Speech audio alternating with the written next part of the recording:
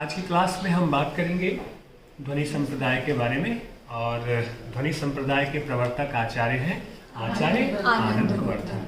आचार्य आनंदवर्धन ने ध्वनि को काव्य की आत्मा स्वीकार किया और कहा ध्वनिरात्मा काव्यस्य, अर्थात ध्वनि ही काव्य की आत्मा है। इनका एक बहुत ही महत्वपूर्ण ग्रंथ है ध्वन्यालोक। ध्वन्यालोक नामक अपने ग्रंथ में आचार्य आनंदवर्धन ने ध्वनि के महत्व पर विस्तार से बात की। ध्वनि कैसे काव्य की आत्मा है, इसको लेकर एक विशद विवेचना आचार्य आनंदवर्धन ने प्रस्तुत की। और आप सब जानते हैं कि काव्य की आत्मा क्या है, इसको लेकर के विभिन्न आचार्यों ने, मूलतः 6 संप्रदाय हैं इसके, और इन आचार्यों ने बहुत विस्तार से तार्किक ढंग से अपने अपने मतों का प्रतिपादन किया। और इसी प्रक्रिया में भारतीय काव्य चिंतन की जो परंपरा है उसको बहुत अधिक विस्तार मिला। इसी क्रम में आचार्य आनंदवर्धन का सिद्धांत आता है ध्वनि संप्रदाय, जिसमें उनका यह मानना है कि ध्वनि को काव्य की आत्मा के रूप में स्वीकार किया जाना चाहिए। और आचार्य आनंदवर्धन की इस मान्यता को, इस विचार को आगे चलकर अभिनव गुप्त ने विस्तार दिया, उस पर बात की। आचार्य मम्मट ने ध्वनि के महत्व पे बात की और आचार्य जगन्नाथ ने भी इस विषय पे बात की। अब प्रश्न उठता है कि आचार्य आनंदवर्धन का ध्वनि से क्या मतलब है। ध्वनि जिसे वह काव्य की आत्मा मानते हैं, उस ध्वनि की व्याख्या आचार्य आनंदवर्धन कैसे करते हैं, या वह ध्वनि क्या है। ठीक है, अब मैं बोल रहा हूं तो यह भी एक आवाज है, यह भी ध्वनि है। क्या इसकी बात वो कर रहे हैं, या ध्वनि से उनका अर्थ किसी विशेष संदर्भ से है या किसी विशेष पक्ष से है। ठीक है, आचार्य आनंदवर्धन ध्वनि की व्याख्या करते हुए या ध्वनि के बारे में बताते हुए ये कहते हैं, जब वाणी में वाच्यार्थ या वाचक अर्थ अपने मूल अस्तित्व को छोड़कर अपने से विशेष अर्थ को जब प्रस्तुत करते हैं या चमत्कृत अर्थ जब प्रस्तुत करते हैं, उसे वे ध्वनि कहते हैं। अर्थात आचार्य आनंदवर्धन का कहना है कि ध्वनि से उनका संबंध व्यंग्यार्थ से है, विशेषार्थ से है, जो जहां वो बता रहे हैं कि शब्द जो है अपने मूल अस्तित्व को छोड़कर, मूल अर्थ को छोड़कर किसी विशिष्ट और चमत्कृत अर्थ की तरफ संकेत करे, उसे वो ध्वनि कहते हैं। अब इसे एक उदाहरण से मैं आपको समझाऊंगा, तब जाकर आप इसे थोड़ा और आसानी से समझ पाएंगे। आप सबने कबीर को पढ़ा होगा, ठीक है। कबीर का एक बहुत अच्छा दोहा है, माली आवत देख के कलियां करी पुकारी, फूली फूली चुन लिए काल हमारी बारी। है ना, कि माली आवत देख के कलियां करी पुकार, फूली फूली चुन लिए काल हमारी बारी। अब इसका सामान्य अर्थ है कि माली को बगीचे में आते हुए देखकर कलियां रोती हैं, कलियां क्रंदन करती हैं और कहती हैं कि खिले हुए फूलों को माली आज चुन करके, तोड़ करके ले जाएगा और कल हमारी बारी है, यानी कि कल जब हम भी फूल बन जाएंगे तो माली हमें भी तोड़ करके ले जाएगा। ठीक है, यहां पे माली और कली वाच्यार्थ है, यानी कि सामान्य अर्थ है, जबकि इस दोहे का विशिष्ट जो अर्थ है वह यह है कि कबीर इस दोहे में यह बताना चाहते हैं कि जीवन की क्षणभंगुरता के बारे में वो बताना चाहते हैं। कबीर ये बताना चाहते हैं इसके माध्यम से कि जीवन क्या है, अत्यंत क्षणभंगुर है। आज नहीं तो कल हम सबको इस जीवन को, ये जीवन की जो हमारी लीला है, आज नहीं तो कल हम सबकी जीवन लीला क्या हो जानी है, समाप्त हो जानी है। अब देखिए, आनंदवर्धन कहते हैं कि वाणी में वाच्यार्थ और वाचक अपने सामान्य अर्थ को छोड़कर, अब यहां ध्यान दें, माली जो है वह मृत्यु का संकेत कर रहा है और फूल जो है वह जीवन का संकेत कर रहे हैं। तो व्यंग्यार्थ क्या हो गया, विशेषार्थ क्या हो गया कि फूल और माली सामान्य अर्थ को छोड़कर चमत्कार प्रस्तुत करने वाला अर्थ क्या कर रहे हैं, धारण कर रहे हैं। जहां माली मृत्यु का संकेत कर रहा है और फूल जो है वह जीवन की क्षणभंगुरता का बखान कर रहे हैं। आनंदवर्धन का यह कहना है कि वाणी में वाचक शब्द, वाच्यार्थ यानी कि जो बोला जा रहा है उनका जो अर्थ है, और जो वाचक शब्द है वो अपने सामान्य अर्थ को, मूल अस्तित्व को छोड़कर देखिए, फूल भी और माली दोनों अपने मूल अस्तित्व को क्या कर रहे हैं, छोड़ रहे हैं। मूल अस्तित्व को छोड़कर जब चमत्कृत करने वाला कोई विशेष अर्थ धारण करते हैं, उसे उन्होंने क्या कहा, ध्वनि कहा। आई बात समझ में। अर्थात कहने का मतलब यह है कि सामान्य भावबोध को छोड़कर जो विशिष्ट भावबोध शब्द कविता में प्रस्तुत करे, उसे आनंदवर्धन ने क्या कहा, ध्वनि कहा है। अब बात समझ में आई, और उसे ही आचार्य आनंदवर्धन ने काव्य की आत्मा स्वीकार किया है। ठीक है, आचार्य आनंदवर्धन ने काव्य के 3 भेद बताए। ठीक है, पहला ध्वनि काव्य, दूसरा गुणीभूत व्यंग्य काव्य और तीसरा चित्र काव्य। ध्वनि काव्य को आचार्य आनंदवर्धन उत्तम काव्य मानते हैं। ठीक है ना, कि जहां व्यंग्यार्थ वाच्यार्थ से अधिक सुंदर हो और अधिक प्रभावी हो, उसे वह ध्वनि काव्य मानते हैं। अब व्यंग्यार्थ वाच्यार्थ से अधिक सुंदर हो, मालिनावत देख के कलियां करी पुकार, आप समझ लीजिए वहां जो मृत्यु की अनिवार्यता और जीवन की जो क्षणभंगुरता है वह सामान्य अर्थ से क्या है, अधिक चमत्कृत करने वाला है। उसे उन्होंने कहा उत्तम काव्य, यानी कि ध्वनि काव्य को उन्होंने उत्तम काव्य कहा, जहां व्यंग्यार्थ जो है वह वाच्यार्थ से अधिक चमत्कृत करने वाला अर्थ देता है। आगे बात समझ में। दूसरा उन्होंने कहा गुणीभूत व्यंग्य काव्य। गुणीभूत व्यंग्य काव्य में वो कह रहे हैं कि जहां व्यंग्यार्थ जो है वह वाच्यार्थ से कम सुंदर होता है, अर्थात जहां वाच्यार्थ ज्यादा सुंदर होता है और व्यंग्यार्थ कम सुंदर होता है, उसे उन्होंने कहा गुणीभूत व्यंग्य काव्य। और गुणीभूत व्यंग्य काव्य को उन्होंने मध्यम कोटि का काव्य कहा। जैसे एक उदाहरण के माध्यम से इसे हम समझते हैं। ठीक है, कविता है कि खिले नवपुष्प जग प्रथम सुगंध के, प्रथम वसंत में गुच्छ गुच्छ। ठीक है, अब ये 2 पंक्तियों में जो कविता है, इसको सामान्यतः अगर हम देखें तो हमें यही लगता है, ध्यान से भी हम देखें तो हमें यही लगता है कि प्राकृतिक सौंदर्य का वर्णन कवि यहाँ पे कर रहा है, प्रकृति की सुंदरता का वर्णन है। बहुत ध्यान से भी देखें, गहराई से भी देखें तो भी हमें यही लगेगा कि खिले नवपुष्प जग प्रथम सुगंध के, प्रथम वसंत में गुच्छ गुच्छ, कि वसंत ऋतु में जो फूल खिले हैं उसी की सुंदरता का वर्णन है। लेकिन इसमें यह व्यंग्यार्थ छिपा हुआ है कि युवावस्था में मनुष्य के मन में नई नई आशाएं और नई नई उमंगें जगती हैं। तो व्यंग्यार्थ यह है कि युवावस्था में मनुष्य के भीतर नई नई उमंगें, नई नई आशाएं, जीवन की नई नई तरंगें उठती रहती हैं और दिखाई देती हैं। व्यंग्यार्थ तो यह है, लेकिन यह व्यंग्यार्थ बहुत मुश्किल से प्रतीत हो रहा है। मालिनावत देख के कलियां करी पुकार में व्यंग्यार्थ साफ साफ नजर आ रहा है, यानी कि जो विशेषार्थ है वह आसानी से प्रकट हो जा रहा है, लेकिन यहां पे विशेषार्थ जो है वह आसानी से प्रकट नहीं हो रहा है। तो इसे उन्होंने कहा मध्यम कोटि का काव्य, यानी कि गुणीभूत व्यंग्य काव्य, यानी कि जहां व्यंग्यार्थ जो विशेष अर्थ है, जो चमत्कृत करने वाला अर्थ है, वह आसानी से समझ में नहीं आ रहा है, आसानी से प्रकट नहीं हो पा रहा है, जबकि जो वाच्यार्थ है, जो सामान्य अर्थ है, वही उसके विशेष अर्थ में क्या हो रहा है, दिखाई दे रहा है। उसे उन्होंने कहा गुणीभूत व्यंग्य काव्य। आगे बात समझ में। यानी कि जो ध्वनि काव्य है उसमें व्यंग्यार्थ ज्यादा सुंदर होगा, प्रबल होगा, और जो गुणीभूत व्यंग्य काव्य है उसमें वाच्यार्थ जो कि सामान्य शब्द का जो अर्थ है, अस्तित्व है, वह ज्यादा प्रभावी दिखाई देगा। तीसरा उन्होंने कहा चित्र काव्य। जहां केवल वाच्यार्थ होता है उसे उन्होंने चित्र काव्य कहा। जैसे कि अभिधा, सामान्य शब्दों के सामान्य अर्थ होते हैं, उसे उन्होंने क्या कहा, चित्र काव्य कहा। ठीक है, इस प्रकार आप देखिए कि आनंदवर्धन काव्य की 3 कोटियां मानते हैं, जिसमें कि ध्वनि काव्य को वो सर्वाधिक और उत्तम काव्य मानते हैं, और ध्वनि से उनका संबंध व्यंग्यार्थ से है या विशेषार्थ से। आगे बात समझ में।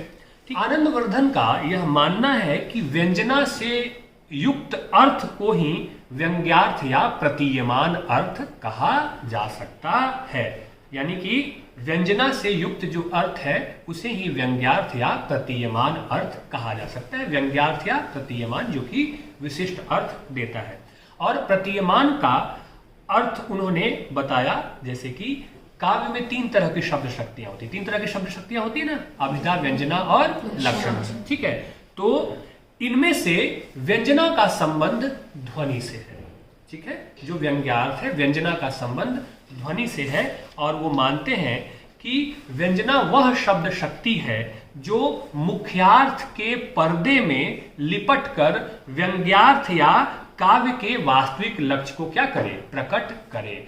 वह शब्द शक्ति जो होती है वह व्यंजना होती है। जैसे कि अभी मैंने उदाहरण दिया, फिर से उसी उदाहरण को देखिए।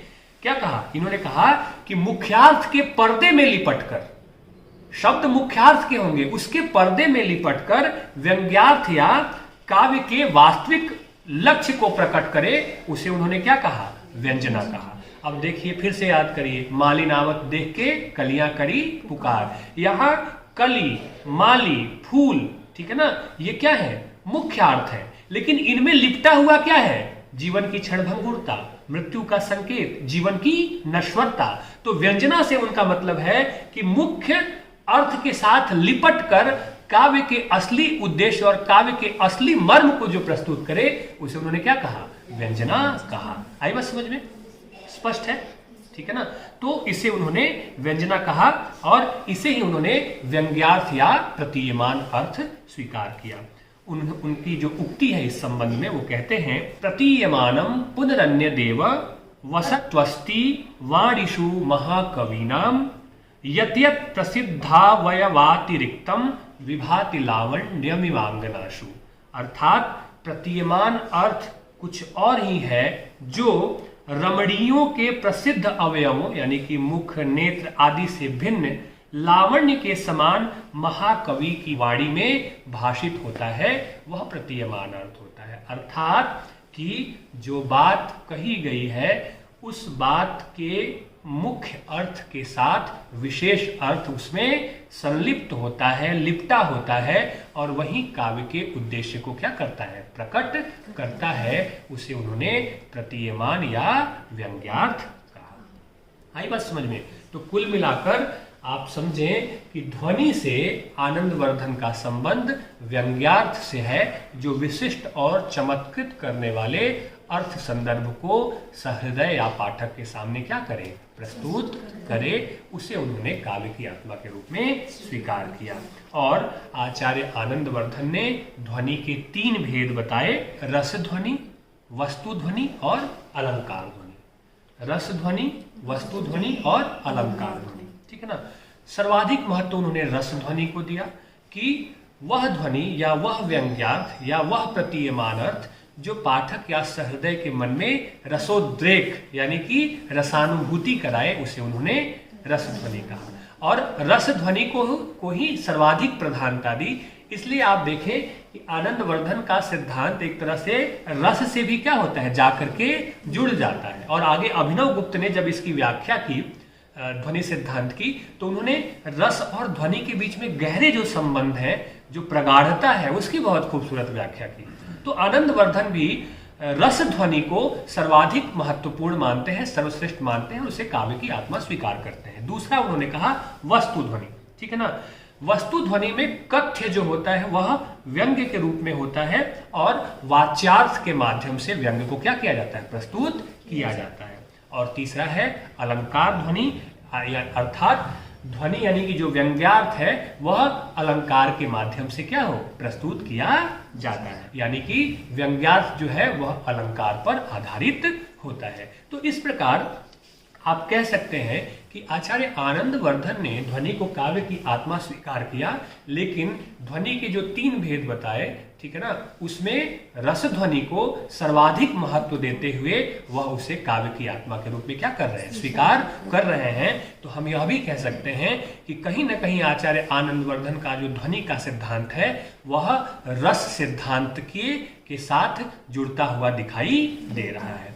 आगे चलकर आचार्य आनंदवर्धन के इस ध्वनि सिद्धांत की व्याख्या आचार्य अभिनव गुप्त ने की, आचार्य मम्मट ने की और आचार्य जगन्नाथ ने भी इस पे अपने विचार प्रस्तुत किए। इन तीनों विद्वानों आचार्य अभिनव गुप्त, आचार्य मम्मट और आचार्य जगन्नाथ की मान्यता को हम संक्षेप में समझने की कोशिश करेंगे, ताकि हम ये जान पाए कि ध्वनि संप्रदाय का विकास आगे कैसे होता है, ठीक है ना। ध्वनि संप्रदाय के विकास में या इसकी व्याख्या में जो पहला नाम आता है वह नाम आता है आचार्य अभिनव गुप्त का, आचार्य आनंदवर्धन के बाद, जिन्होंने बहुत विस्तार से इसकी बात की। आचार्य अभिनव गुप्त ने ध्वन्यालोक, जो कि आचार्य आनंदवर्धन की किताब है, ग्रंथ है, उसकी टीका लिखी और उसका नाम रखा ध्वन्यालोक लोचन। अर्थात आनंदवर्धन की जो ग्रंथ है ध्वन्यालोक, उसको और विस्तृत ढंग से उसकी व्याख्या की, विशद व्याख्या की, गवेषणा की, चिंतन किया, मनन किया और एक ग्रंथ प्रतिपादित किया, जो ध्वन्यालोक, आचार्य आनंदवर्धन का ग्रंथ जो था ध्वन्यालोक, उसकी टीका के रूप में ध्वन्यालोक लोचन के रूप में वह किताब बहुत प्रसिद्ध हुई। और इनकी जो मान्यताएं थी, ध्वन्यालोक लोचन में आचार्य अभिनवगुप्त की जो मान्यताएं थी वो विशिष्ट मान्यताएं थी। उसमें पहली बात जो ध्यान देने लायक है, वह मानते हैं कि रस भाव आदि का जो बोध है वह व्यंग्य के रूप में होता है।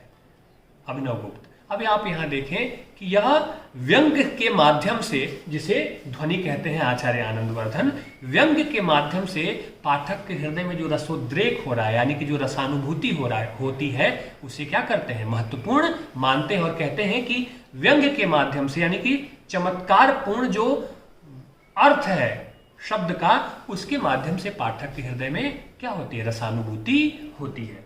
उनकी इस व्याख्या से स्पष्ट होता है कि आचार्य अभिनवगुप्त रस और ध्वनि के प्रगाढ़ और गहरे संबंध को एक दूसरे के साथ जोड़ता हुआ देख रहे हैं और कह रहे हैं कि उसी जो ध्वनि जो है, व्यंग्यार्थ ध्वनि है, उसी से रस की अनुभूति होती है और उसे उन्होंने काव्य की आत्मा के रूप में स्वीकार किया। ठीक है ना। और आचार्य अभिनवगुप्त चूंकि मूलतः रसवादी आचार्य थे, तो इसलिए ध्वनि का संदर्भ वह रस के अर्थ में लेते हैं कि जो ध्वनि, जो व्यंग्यार्थ सहृदय पाठक के हृदय में रस जागृत कर सके, उसे वो काव्य की आत्मा के रूप में देखते हैं या उसे वो ध्वनि मानते हैं। ठीक है ना। और उनका कहना था कि रस की सम्यक प्राप्ति के लिए ध्वनि का महत्व होता है। ध्वनि के महत्व के बिना पाठक के हृदय में रसानुभूति नहीं हो सकती है। इन्होंने सिद्ध किया कि रस जो है वह वाच्य नहीं होता है, व्यंग्य होता है, जो बात आचार्य आनंदवर्धन भी कह रहे हैं। तो इन्होंने अपने तर्कों के हिसाब से प्रमाणित किया कि जो वाच्य है, जो कथन है, वह मूलतः तभी रसानुभूति करा पाएगा जब वह व्यंग्यात्मक होगा, यानी कि जो चमत्कार पूर्ण कथन होगा, जिसका उदाहरण देकर के मैंने बातों को स्पष्ट करने की कोशिश की है। ठीक है। तो इस तरह से इन्होंने यह भी माना कि रस ध्वनि को ही काव्य की आत्मा स्वीकार किया जाना चाहिए। और आचार्य आनंदवर्धन भी ध्वनि काव्य को सर्वोत्तम काव्य मानते हैं और वह भी इसे काव्य की आत्मा के रूप में स्वीकार करते हैं। ठीक है। तो ध्वनि सौंदर्य से युक्त रसात्मक काव्य को ही अभिनवगुप्त भी श्रेष्ठ काव्य मानते हैं। इस प्रकार आप देखें कि जो आचार्य आनंदवर्धन की व्याख्या थी ध्वनि को काव्य की आत्मा स्वीकार करने की, उस व्याख्या को और महत्वपूर्ण ढंग से उस ध्वनि काव्य को रस से जोड़ते हुए आचार्य अभिनवगुप्त ने उसकी व्याख्या को और पुष्ट किया और इस ध्वनि संप्रदाय के जो विचार थे उसको और क्या किया, विस्तृत किया। ठीक है। इसके बाद जो दूसरा महत्वपूर्ण नाम आता है वह नाम आता है आचार्य मम्मट का। मम्मट अत्यंत प्रतिभाशाली थे और भारतीय काव्य शास्त्र चिंतन की दिशा में उनके योगदान अत्यंत सराहनीय और महत्वपूर्ण है। चाहे वह काव्य लक्षण की परिभाषा हो या अन्य प्रसंग हो, सब में बहुत सुचिंतित ढंग से मम्मट विचार करते हुए दिखाई देते हैं। और ध्वनि के महत्व पे भी आचार्य मम्मट ने बात की है। आचार्य मम्मट ध्वनि सिद्धांत के प्रमुख पक्षधर नजर आते थे। ध्वनि सिद्धांत के जो विरोधी आचार्य थे, जो ध्वनि सिद्धांत के विरोध में तर्क दे रहे थे, आचार्य मम्मट ने अपनी प्रतिभा और क्षमता से बहुत तार्किक ढंग से ध्वनि के जो विरोधी आचार्य थे उनके मतों का क्या किया, खंडन किया और अपना एक विशेष मत उन्होंने ध्वनि पक्ष के संदर्भ में प्रस्तुत किया। ठीक है ना। इसलिए आचार्य मम्मट को ध्वनि प्रस्थान परमाचार्य कहा जाता है। ध्वनि प्रस्थान परमाचार्य कहा जाता है किसको, आचार्य मम्मट को, क्योंकि जो ध्वनि के विरोधी आचार्य थे उनके तर्कों का बहुत तार्किक ढंग से आचार्य मम्मट ने क्या किया, खंडन किया। तो जब प्रश्न हो कि ध्वनि प्रस्थान परमाचार्य किसे कहा जाता है, तो सामान्यतः आप सोचेंगे कि आनंदवर्धन को कहा जाता होगा, क्योंकि आनंदवर्धन ही क्या है, ध्वनि संप्रदाय के प्रवर्तक आचार्य है। लेकिन नहीं, ध्वनि प्रस्थान परमाचार्य का जो पद है या जो उपाधि है वह किसे दी गई है, आचार्य मम्मट को दी गई है। ठीक है ना। और आचार्य मम्मट ने अपने ग्रंथ काव्य प्रकाश, आचार्य मम्मट के ग्रंथ का नाम क्या था, काव्य प्रकाश। आचार्य मम्मट ने अपने ग्रंथ काव्य प्रकाश में कहा है कि रस कभी अभिधा से प्राप्त नहीं होता या अभिधा से वाच्य नहीं होता है, उसके लिए व्यंजना का अस्तित्व आवश्यक होता है। जैसे कि प्रारंभ में मैंने बताया कि ध्वनि का संबंध किससे जुड़ता है, व्यंजना से जुड़ जाता है। जहां शब्द जो है अपने मूल अर्थ की छाया में विशेष अर्थ को क्या करते हैं, ग्रहण करते हुए काव्य के उद्देश्य को प्रकट करते हैं। तो आचार्य मम्मट का भी मानना है कि अभिधा मूलक काव्य से कभी भी रसानुभूति नहीं हो सकती है। ठीक है ना। आचार्य मम्मट ने ध्वनिवादी आचार्यों के जो मत थे या जो मान्यताएं थी उसमें एक रूपता लाने की दिशा में ऐतिहासिक काम किया और ध्वनि के उन्होंने दो भेद बताए। ठीक है, अभिधामूलक ध्वनि और लक्षणामूलक ध्वनि। ठीक है ना। अभिधामूलक ध्वनि में अभिधेयार्थ से व्यंग्यार्थ ध्वनित होता है और जो लक्षणामूलक ध्वनि है उसमें लक्षणार्थ से व्यंग्यार्थ ध्वनित होता है। ठीक है। इस प्रकार आप देखें कि आचार्य मम्मट ने भी ध्वनि सिद्धांत को बहुत व्यवस्थित रूप देने का प्रयास किया और खास तौर पे इनकी मान्यताएं इस संदर्भ में ज्यादा महत्व रखती है कि कैसे इन्होंने ध्वनि विरोधी जो आचार्य थे उनके तर्कों का खंडन मंडन इन्होंने किया। इस क्रम में जो सबसे अंतिम नाम आता है एक तरह से ध्वनि सिद्धांत के विचारकों में वो है आचार्य जगन्नाथ का। आचार्य जगन्नाथ ने अपने ग्रंथ रस गंगाधर, ठीक है ना, रस गंगाधर में भी ध्वनि सिद्धांत और ध्वनि के महत्व पे बात की। और रस गंगाधर जो है वह ध्वनि सिद्धांत के संबंध में अंत में लिखा जाने वाला एक बहुत ही महत्वपूर्ण और प्रामाणिक ग्रंथ है। ठीक है ना। और उसमें उन्होंने रस का संलक्ष्य क्रमता का मौलिक विवेचन किया। आचार्य जगन्नाथ ने अपने ग्रंथ रस गंगाधर में रस का विवेचन किया संलक्ष्य क्रमता के अनुसार से। संलक्ष्य क्रमता ध्वनि से तात्पर्य यह है कि व्यंग्यार्थ से पहले वाच्यार्थ की प्रतीति हो, यानी कि व्यंग्यार्थ बाद में आए, पहले वाच्यार्थ हम समझें और तब हम उसके व्यंग्यार्थ को के ऊपर प्रकाश डालें और तब हम उसके व्यंग्यार्थ को समझ सकें। इसे उन्होंने संलक्ष्य क्रमता के रूप में क्या किया, परिभाषित किया और इसको विस्तार से बताया। ठीक है। तो इस प्रकार आप देखें कि आनंदवर्धन का जो सिद्धांत था, जो महत्वपूर्ण ध्वनि सिद्धांत है और कहीं ना कहीं यह रीति सिद्धांत, अलंकार सिद्धांत, ठीक, वक्रोक्ति संप्रदाय है, उससे ज्यादा विशद और विस्तृत रूप इसका देखने को मिलता है। ठीक है ना। इस प्रकार आप कह सकते हैं कि आचार्य आनंदवर्धन का जो सिद्धांत था उसने कहीं ना कहीं रस सिद्धांत के दरवाजे को और अधिक क्या किया, विस्तृत किया, रस सिद्धांत के दरवाजे को और ज्यादा खोल दिया। ठीक है, उसके रहस्य को और ज्यादा खोल दिया।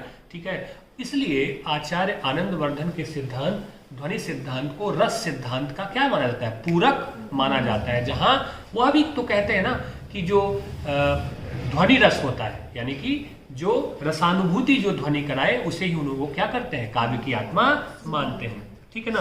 और अभिनव गुप्त ने इसे और विस्तार दिया। ध्वनि और रस के जो प्रगाढ़ रिश्ते थे या रिश्ते हो सकते हैं उसकी उन्होंने विशद व्याख्या की। इस प्रकार हम कह सकते हैं आचार्य आनंदवर्धन के ध्वनि सिद्धांत को पढ़कर हमें ऐसा लगता है कि रस ही काव्य की आत्मा है, लेकिन ध्वनि उस रसानुभूति में कहीं ना कहीं सर्वाधिक सहायक तत्व के रूप में उभर करके हमारे सामने प्रस्तुत होती है। और भारतीय काव्य चिंतन की दिशा में आचार्य आनंदवर्धन का यह सिद्धांत या संप्रदाय अत्यंत महत्वपूर्ण है, जो रस सिद्धांत के अन्य सारे रहस्यमयी दरवाजे को खोलने में भी सहायक है और कहीं ना कहीं भारतीय काव्य चिंतन में काव्य की आत्मा के प्रश्न पे जो विचार हुआ है और इसी दिशा में, इसी खोज की दिशा में भारतीय काव्य चिंतन इतना विस्तृत और समृद्ध हुआ है, उसमें आचार्य आनंदवर्धन का अत्यंत महत्वपूर्ण योगदान माना जा सकता है। ठीक है, हो गई बात समझ आ गई। अब क्या करना है आपको, कुछ नहीं करना है, बस वीडियो स्टॉप करना है।